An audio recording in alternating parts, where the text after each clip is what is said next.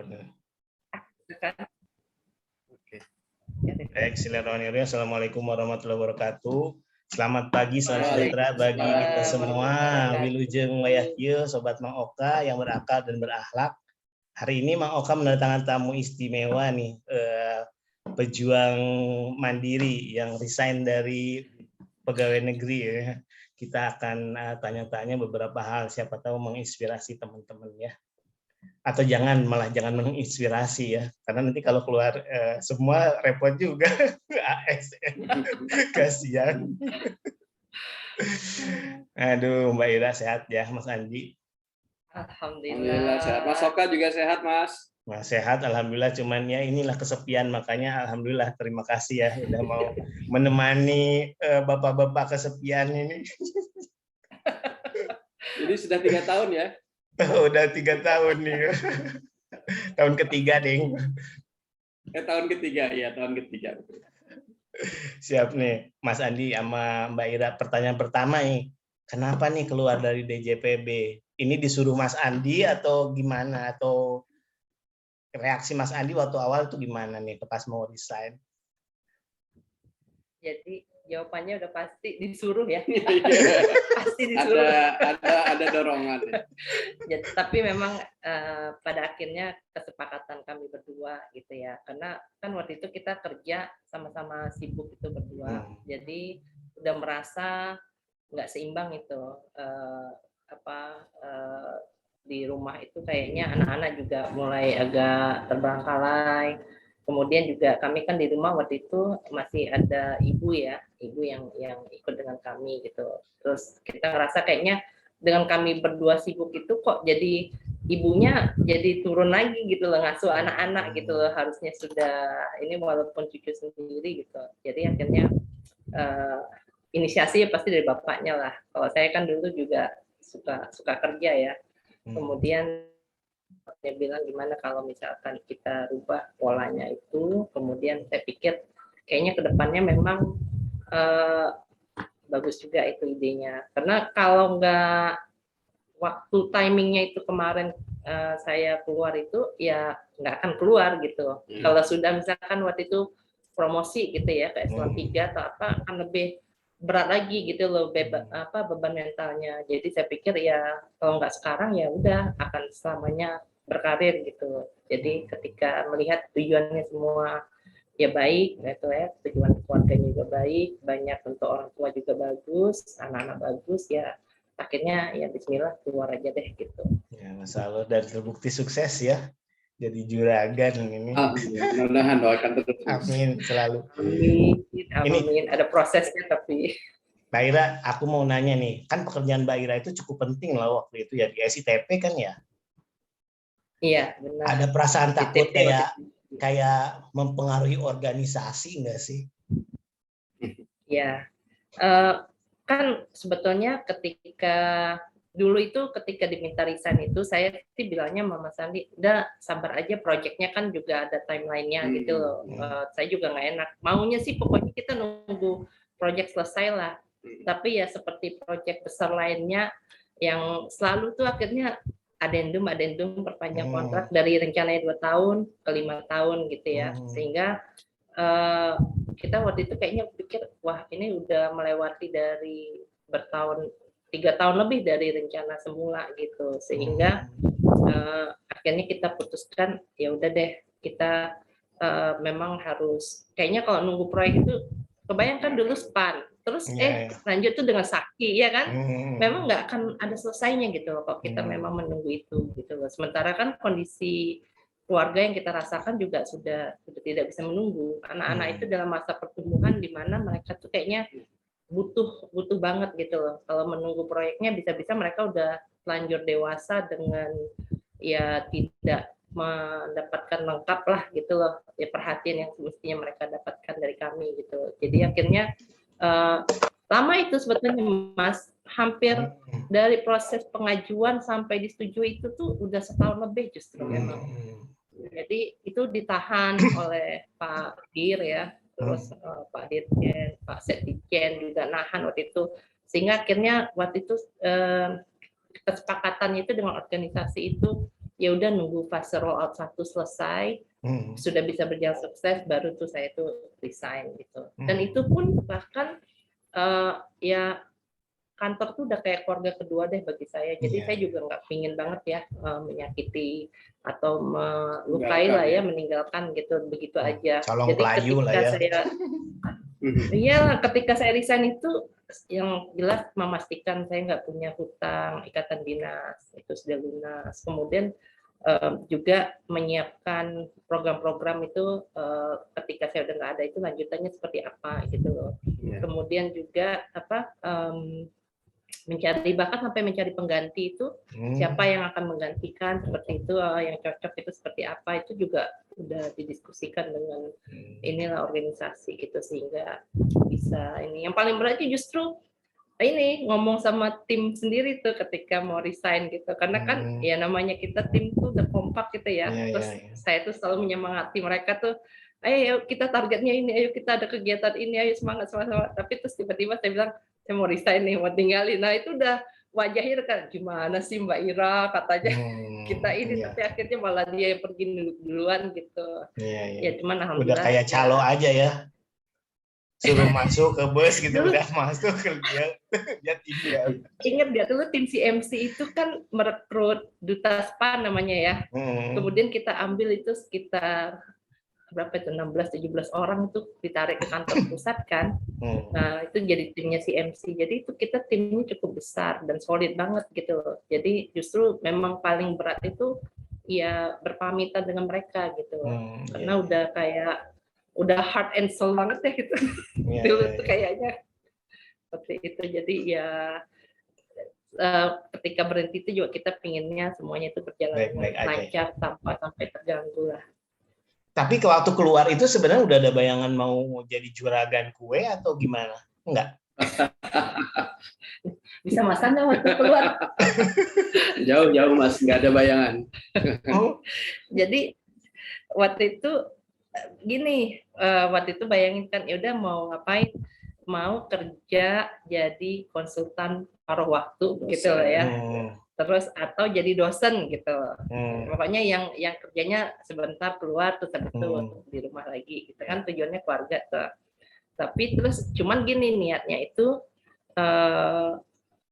saya pingin istirahat dulu setahun di rumah gitu loh, istilahnya inilah ngejar ketinggalan yang kemarin itu gitu loh ya, yang sibuk itu segala macam. Jadinya saya pingin setahun menikmati waktu sama anak-anak, sama keluarga gitu. Nah setahun itu ya udah saya yang tadinya nggak bisa masak belajar masak gitu ya. Terus tadinya nggak bisa kue itu bikin kue gitu.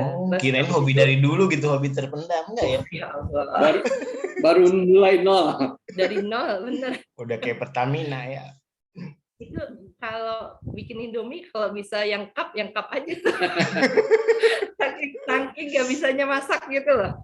Tapi ternyata ketika ini ya penasaran dan seru itu, ini ketemu hobi sesuatu bidang yang beda dan seru banget gitu. Jadi terus waktu itu saya tuh seneng banget tuh waktu itu bikin roll cake ya. Terus digambar, dihias, dan ternyata itu terus saya suka posting setiap acara keluarga atau diundang teman-teman kantor dulu ya kumpul apa gitu, saya suka bawa untuk hadiah, dan ternyata tuh banyak yang suka, terus yang order. Jadi dari nggak bisa masak tiba-tiba kebanjiran order gitu ya. Terus dari kebanjiran order itu ya terus diminta ngajar, sampai waktu itu sempat ngajar keluar kota ke berbagai kota gitu. Makanya saya juga sempat takjub juga tuh, wah ini dari nggak bisa masak sampai disuruh ngajar loh.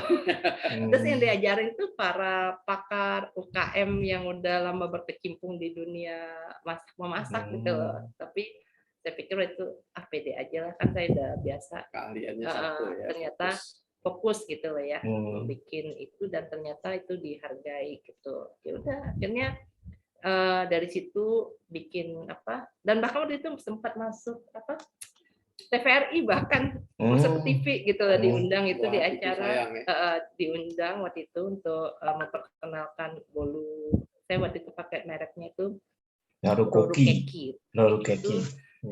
Ya, dalam bahasa Jepang kan artinya cake gulung gitu. Roru itu gulung, keki itu cake gitu ya. Jadinya dengan Bolu Gulung itu, terus akhirnya lumayan ini dikenal, ternyata bikin kelas itu, terus akhirnya karena sering diundang kelas tuh, terus kadang yang peserta tuh nanya, Mbak ada bikin kue yang lain nggak gitu. Saya bilang, aduh saya tuh kalau nggak ahli di situ saya nggak berani ngajar gitu loh. Bisanya paling bisa, tapi kan kalau kita tidak punya pengalaman yang mendalam di situ, rasanya mau ngajar tuh masih kurang merasa kurang pantas gitu. Nah terus akhirnya oh iya di sini nih ada nih yang ngajar ini gitu, terus oh namanya siapa, terus akhirnya saya cari gitu di internet, terus data-datanya, terus saya cari nomornya, ternyata terus saya tawarin, Bu mau ngajar nggak di tempat saya gitu loh, nanti peserta saya nyari di rumah, waktu itu masih di rumah ya.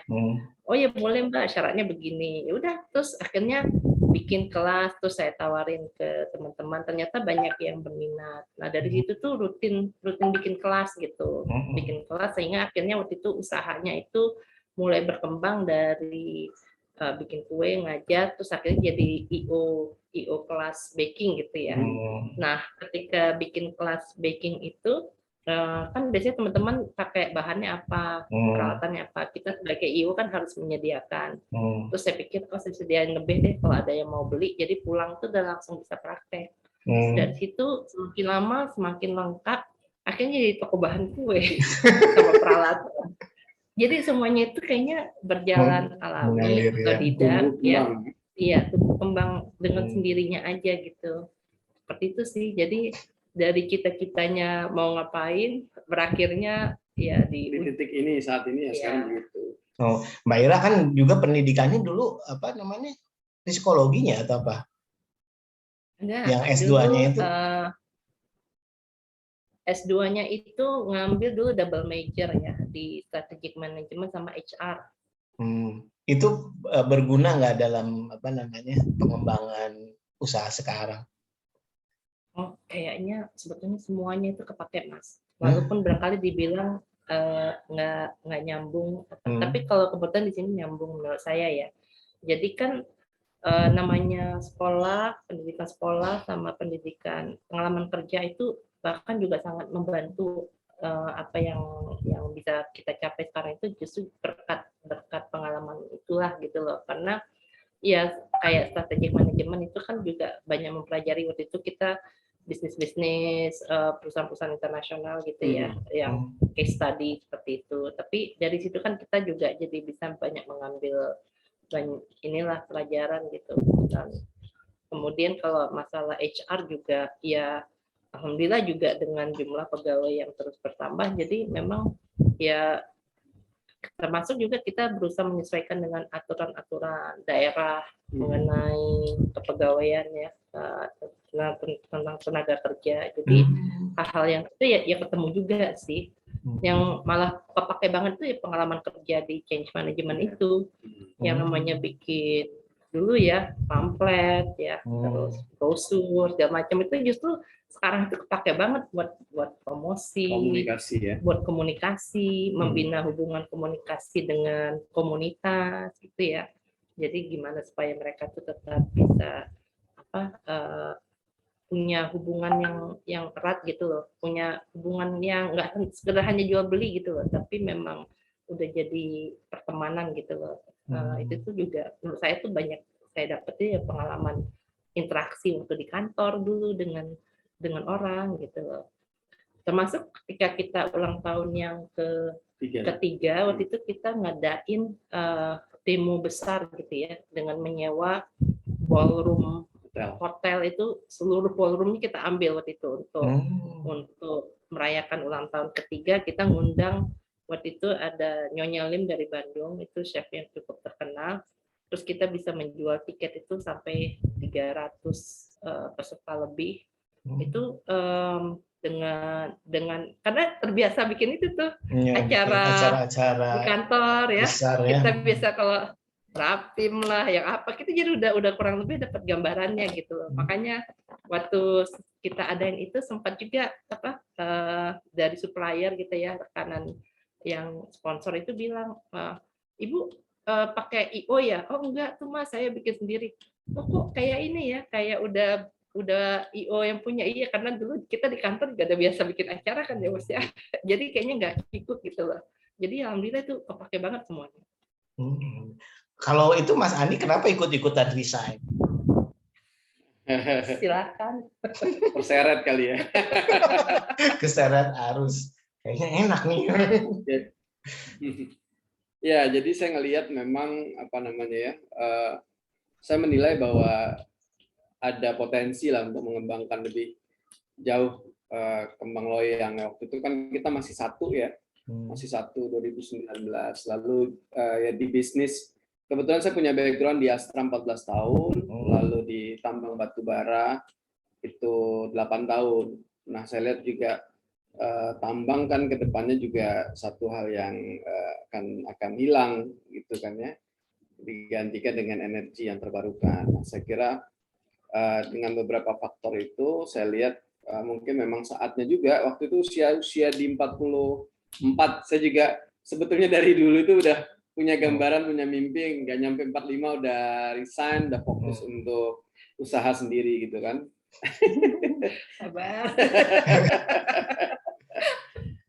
Ya dengan diskusi keluarga, ya istri, orang tua ya pasti ada tantangan juga ya dari ibu mertua gitu kan. Setelah anaknya dipaksa resign, kok sekarang suaminya ikut-ikutan resign gitu kan, nggak apa gitu kan.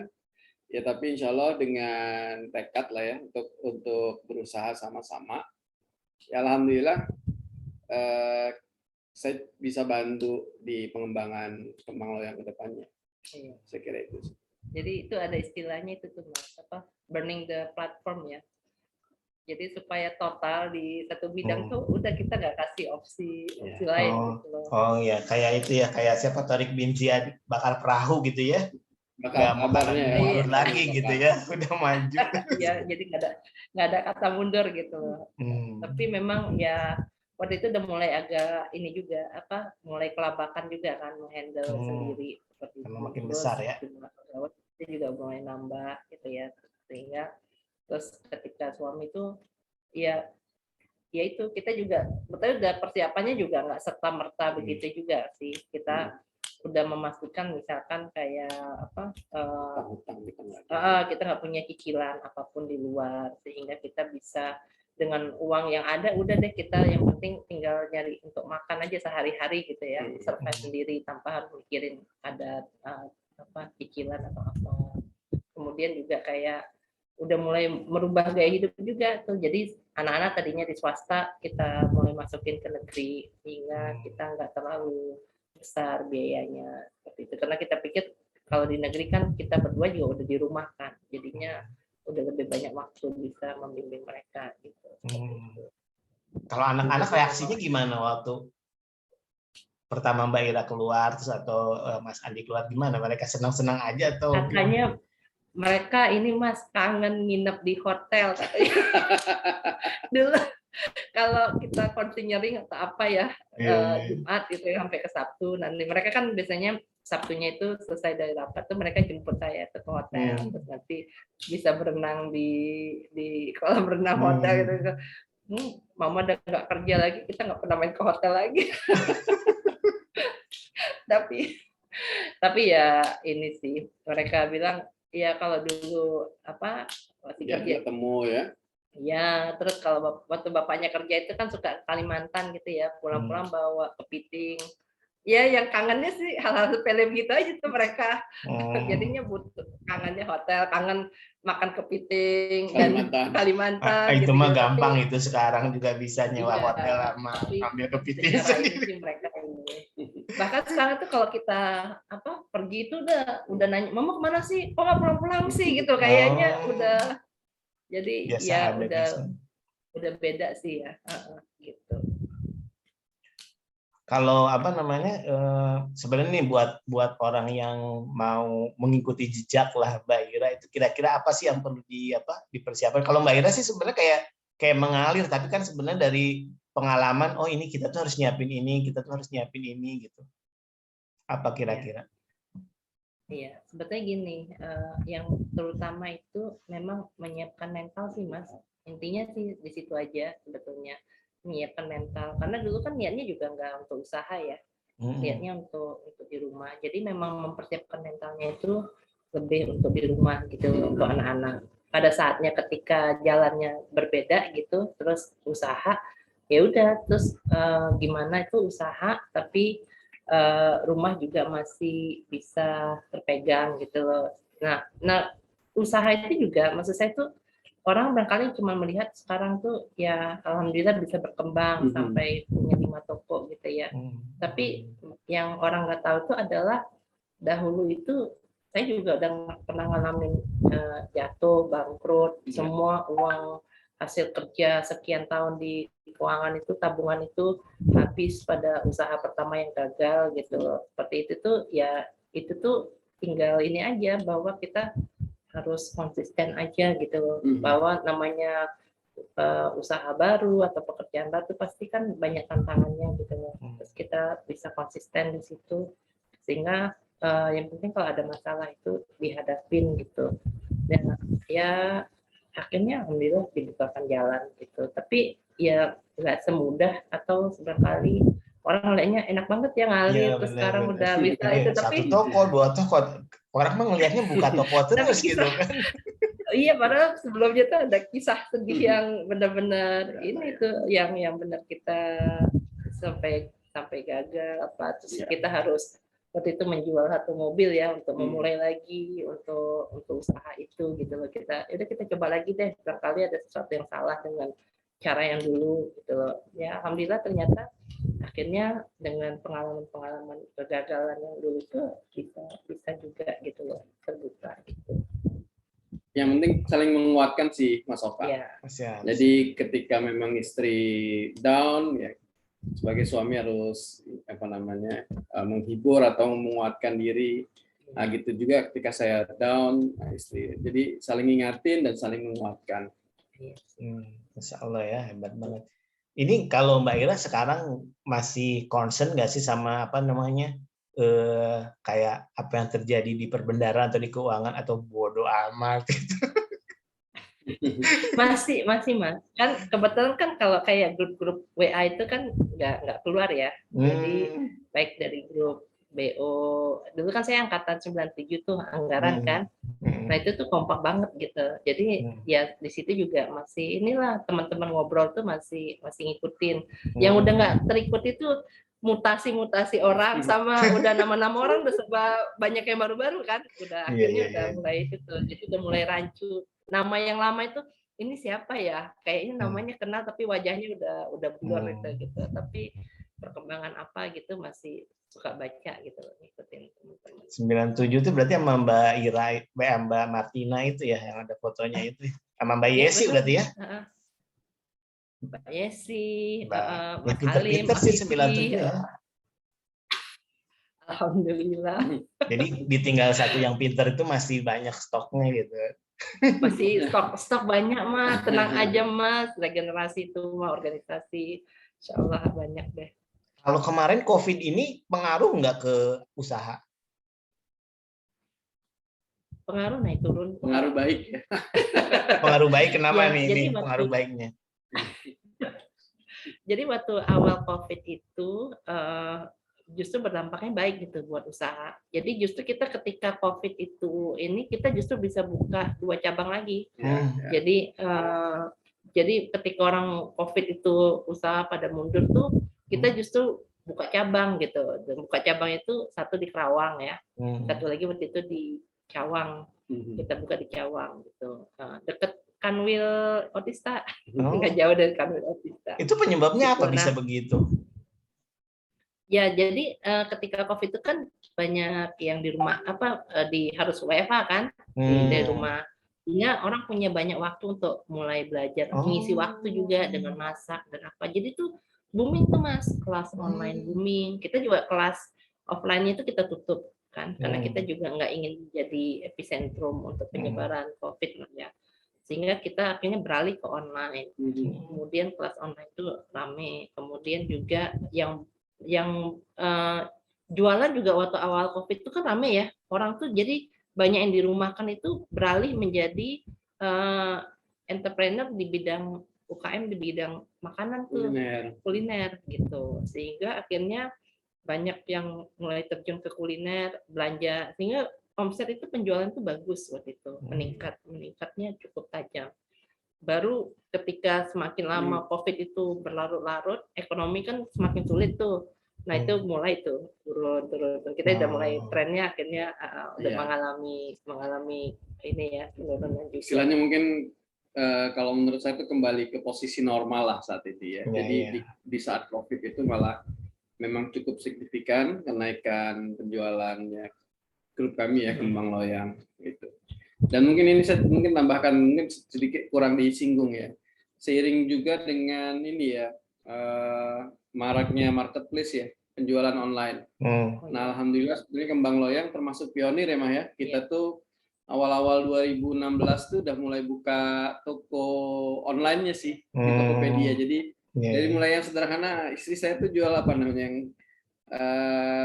kertas baking paper gitu kan, jual-jual di situ. Saya kira itu mulai sehingga ketika terjadi COVID, shiftingnya juga yang apa namanya yang tokonya kita terbatas bukanya, tapi online-nya jalannya lebih jalan. Alhamdulillah. Itu pegang proyek IT tuh, jadi pegang IT di. Ya. Ya memang selalu ini apa namanya ada jalan ya, kalau katanya orang yang beriman dan beramal saleh itu selalu diberi jalan yang tadi sangka-sangka ya, selalu ada jalan. Ya nih Mbak Ira, Mas Andi, makasih banyak ya. Nanti mungkin ada jilid berikutnya ya kalau ada banyak yang pengen tahu tentang ini. Kalau sekarang di sini juga udah agak malam dan ini soalnya pakai Zoom gratis juga. Mau matiin. Sengaja biar nggak terlalu panjang-panjang juga ya.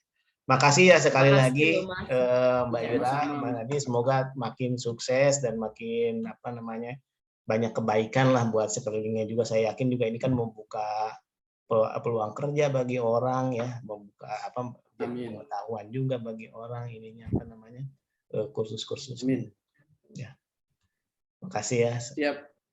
Makasih ya atas kesempatannya ya. Ya, siap. Salam buat teman-temannya Mas Oka ya. Ya, siap. Stop recording ya.